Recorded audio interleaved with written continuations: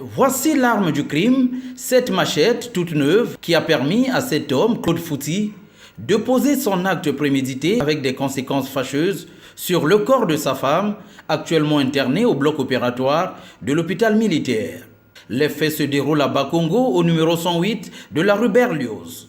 La sœur aînée de la victime explique. C'est l'enfant qui est arrivé, qui a appelé les voisins du quartier. Moi, ma maman est décédée, venez nous aider. L'enfant de 9 ans qui est à la maison là-bas. Maintenant, j'arrive dans leur ruelle, on me dit « Oh, mais c'est ta petite soeur que tu as déposée ici hier, c'est elle qu'on amène à l'hôpital. » Le pronostic vital de Marlène n'étant plus engagé, les médecins parlent d'une femme ressuscitée.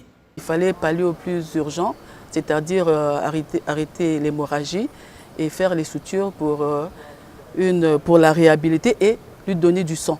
Et il y a une lésion très importante au niveau de la main gauche qui est associée des lésions osseuses, des lésions tendineuses, des lésions vasculaires.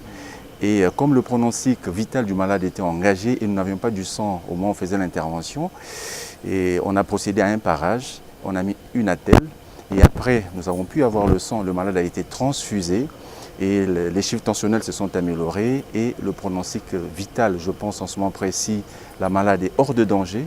De l'échange avec cette femme de 38 ans, mère de 2 enfants, il ressort que l'époux agresseur n'est nullement à son premier geste de violence. Dans le quartier, quand je me suis renseigné, il tapait la femme à tout moment. Donc les gens du quartier étaient même surpris à me dire que non, nous on croyait que c'était seulement des blagues parce qu'il a l'habitude de la taper.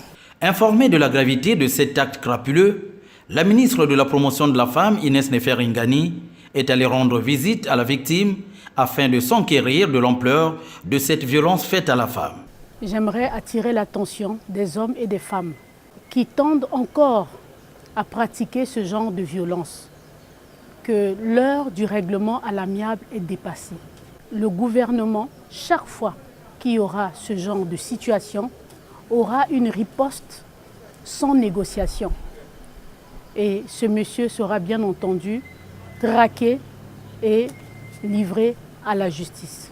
Actuellement en fuite, l'auteur de ce crime est déjà dans le collimateur de la police. C'était un monsieur socialement qui n'était plus correct parce qu'il venait d'être renvoyé même de là où il travaille, suspendu de ses fonctions.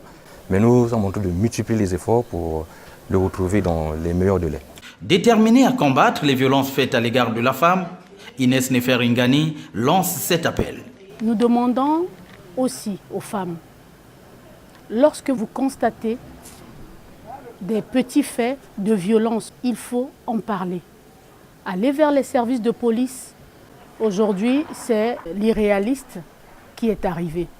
Et pourquoi attendre jusque-là? Le ministère dont j'ai la charge est actuellement sur l'avant-projet de loi sur les violences sexo-spécifiques.